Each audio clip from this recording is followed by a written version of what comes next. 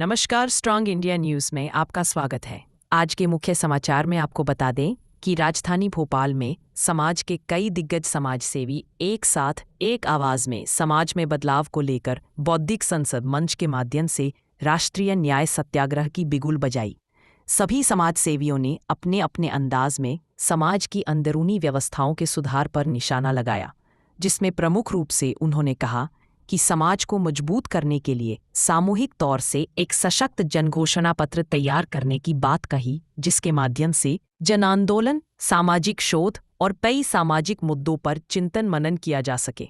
संसद में समाजसेवियों ने सामाजिक न्याय सत्याग्रह के लिए कई प्रकार के अलग अलग पैनल बनाने की बात कही, जैसे लोकतंत्र के 4 स्तंभ न्याय, समानता और मानवाधिकार, शिक्षा, स्वास्थ्य और टेक्नोलॉजी, पर्यावरण और ग्राम स्वराज, आदिवासी अधिकार, संविधान, भ्रष्टाचार और पारदर्शिता, अर्थव्यवस्था और आजीविका, युवा और लोकतंत्र भागीदारी आदि बिंदुओं को अपने घोषणा पत्र शामिल करने और उन्हें समाज में व्यवस्थित रूप से संचालित करने पर बात कही। आइए आपको सुनाते हैं उन्होंने इस बारे में और क्या कुछ कहा। में समर्थ है और उसके लिए जनता भी जिम्मेदार है, क्योंकि जैसे जनता होती है वैसे लोकतंत्र में नेता पैदा होते हैं। तो हमारा ये सोच है कि जो ईमानदार लोग हैं, जो काम कर रहे हैं समाज में, वो लोग यहाँ बैठकर जैसा संविधान बना है, संविधान के कारण से लोकतंत्र भी है। डेमोक्रेसी अच्छा होगा तो सभी के अधिकार और सभी के अपना कर्तव्य बहुत अच्छे होते हैं। उनको उपयोग ही नहीं कर रहा, उनको पल्स पोलियो या चुनावी कार्यक्रम तमाम उसके लिए आप पैसा लगा रहे हैं, लोग मर रहे हैं, कैंसर हो रहे हैं, जैविक खेती को बढ़ावा नहीं दे रहे हैं, जो प्राकृतिक खेती है, रासायनिक खेती को इतना ज्यादा वो कर रहे हैं कि पूरा कैंसर हो रहा है। सोशल मीडिया का जमाना है, तो हमारी बात दूर दूर तक गई है और निश्चित रूप से इतने कम नोटिस में कोई आ नहीं पाएगा यहाँ। तो परंतु यहाँ काफी लोग यहाँ आए, उन्होंने अपने अपने विचार दिए। जो अरुण गुटूसराय बीजेपी रहे हैं और उन्होंने पूरा जिंदगी निकाल दिया भ्रष्टाचार के खिलाफ लड़ाई में, है ना। जो उपेंद्र वर्मा जी केरल में बीजेपी रहे हैं, हुआ है।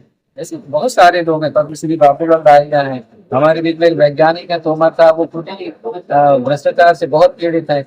लहदेव जी हैं, वो कब से कर रहे हैं, तो उनको सजा उनका मतलब उन्होंने शिकायत किया विपक्ष का काम करना चाहिए, पब्लिक को ऐसा मत मानना। आप सभी का बहुत बहुत धन्यवाद। शिक्षा को लेकर बहुत कुछ बदला जा रहा है, उस पर आपका क्या विचार है? आप मध्यम वर्गीय निम्न मध्यम वर्गीय परिवार को देखिए, अपनी जिंदगी भर की जमा क्योंकि वो अपने बच्चों की शिक्षा पे खर्च करता है, लेकिन रिजल्ट क्या है? रिजल्ट है उनका पूरी फैमिली का, उन बच्चों का अवसाद में चलेगा। क्योंकि हमारे पास इस देश में जो मूल सोच है शिक्षा के लिए, वो एक नौकरी पाना है, ठीक। अब हम ये चाहते हैं कि इस तरह के बौद्धिक सांसद का आयोजन के माध्यम से हम चाहते हैं कि कुछ नए डायमेंशन की तलाश की जाए। ये जो राजनीतिक मंचों से हो रही घोषणाएं हैं, वो जमीन पे किस तरह से अपना असर दिखा रही है और जमीन पे रहने वाला आदमी उसके लिए क्या प्रतिक्रिया व्यक्त कर रहा है। इन प्रतिक्रियाओं को नोट करने के लिए हम सब यहाँ पे खड़े, ताकि जब हम सरकारों को अपने जन घोषणा पत्र के माध्यम से अपनी बात, यानी आम जनता की बात, जमीन की बात उन पर पहुंचाएं, तो अपने डायरेक्शंस को, अपनी दिशाओं को तय करें, तो वो अपनी प्राथमिकताओं को तय करें। बस ये बहुत छोटा सा उद्देश्य है, लेकिन कार्य बहुत है। और आप देख रहे हैं कि लोग बाग आए हैं, नहीं कहूँगा कि आपने वो अपने अपने विषयों पे वो लोग किस तरह से विचार विमर्श कर रहे हैं। और ये एक जन घोषणा पत्र का ड्राफ्ट तैयार है।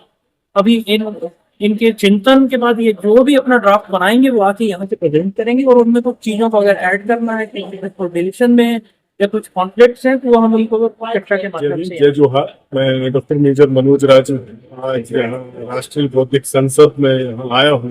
न केवल मैं यहाँ, बल्कि देश के जाने माने बुद्धिजीवी, प्रशासनिक क्षेत्र से, राजनीतिक क्षेत्र से और अपने अपने विषयों के जानकार भी यहाँ हम कोशिश ये कर रहे हैं। एक तो गैप है, राजनीति को मालूम नहीं है कि जमीन के मुद्दे क्या है, और संविधान की जो भावना थी, हर बचा जा रहा है, बहुत ज्यादा उसमें कमी रही है, और संविधान पर एक संकट भी हम देखते हैं।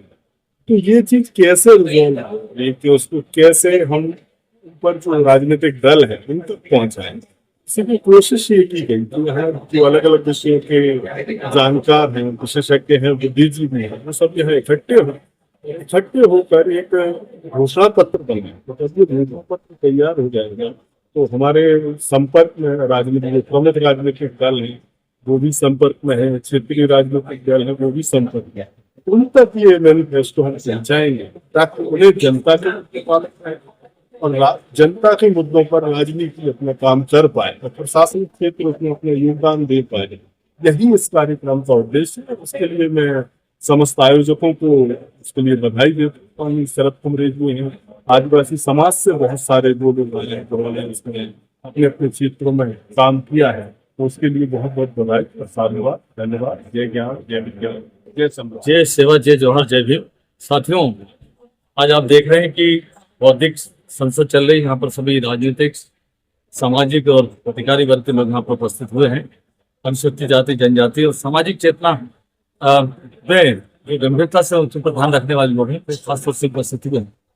क्योंकि जिस प्रकार से वर्तमान में देश के संविधान पर खतरा है और भारत के मूल निवासियों पर जिस प्रकार से खतरा मंडरा रहा है, उसके लिए बौद्धिक सरकार की जो संसद है जिसमें सभी लोगों का विचार और उनके आदान प्रदान होंगे, साथ में उनके जो विचार हैं यहाँ पर रखे जाएंगे। क्योंकि आज हम देख रहे हैं कि देश की संसद जिसको हम लोग जिताकर भेजते हैं, वहां पर क्या हालात है, लोगों के विकास की बात न करते हुए वहां पर जो है ऐसी चर्चा होती है जिसका विकास के ऊपर कोई उनका गंभीरता से विषय लेते कुछ दिन पहले मिंटो हॉल में एक कार्यक्रम हुआ था और उसमें झटका मास को प्राथमिकता देने की बात कही थी और ये भी कहा था कि अनुसूचित जाति और जनजाति के लोग इससे जुड़े, उनको हम आधार प्रमाण पत्र देंगे। तो कहीं ना कहीं शिक्षा से दूर करके और उनको उस और आगे करने का षड्यंत्र नहीं दिखाई देता। एक आपने जो बात कही है, निश्चित रूप से ये हमारे भारत के मूल्यवासियों के लिए जो है बहुत ही बड़ा कुठाराघात है। और इसी विषय को गंभीरता से लेते हुए यहाँ हम लोगों ने जो चिंतन मंथन किया है, वो निश्चित रूप से यहाँ से कुछ जो साथी हमारे संकल्प लेंगे और ये आंदोलन सड़कों पर उतरेगा तो हम अपने लोगों का भला कर पाएंगे, संविधान की रक्षा करेंगे।